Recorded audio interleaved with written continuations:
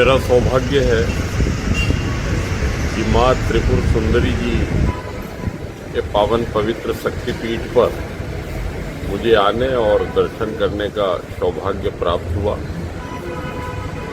हम सबका सौभाग्य है कि देश का प्रतिनिधित्व यशस्वी और संवेदनशील प्रधानमंत्री आदरणीय श्री नरेंद्र मोदी जी कर रहे हैं और उनके कुशल प्रेरक नेतृत्व में भारतवर्ष के सभी जागृत ज्योतिर्लिंग, भारतवर्ष के सभी जागृत और चैतन्य शक्तिपीठ, जहाँ जहाँ भी हमारे आस्था श्रद्धा के केंद्र हैं, उनके पुनर्जागरण की दिशा में और उनके नवनिर्माण के लिए यशस्वी प्रधानमंत्री जी के नेतृत्व में काम हो रहा है। आज जो माँ त्रिपुर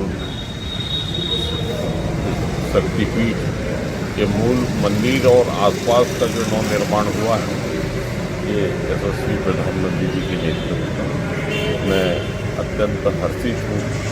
इस पावन पवित्र भूमि पर मुझे आने का सौभाग्य है। जनजाति मंत्रालय की हमारी केंद्र सरकार की विविध योजनाएं, उनकी समीक्षा और जनजाति समाज के विविध सामाजिक संगठनों के प्रतिनिधि, हमारे भारतीय जनता पार्टी के शासकीय स्तर पर नियम के नेतृत्व में विविध विभागों की विभागवार समीक्षा ऐसा क्रम संपन्न।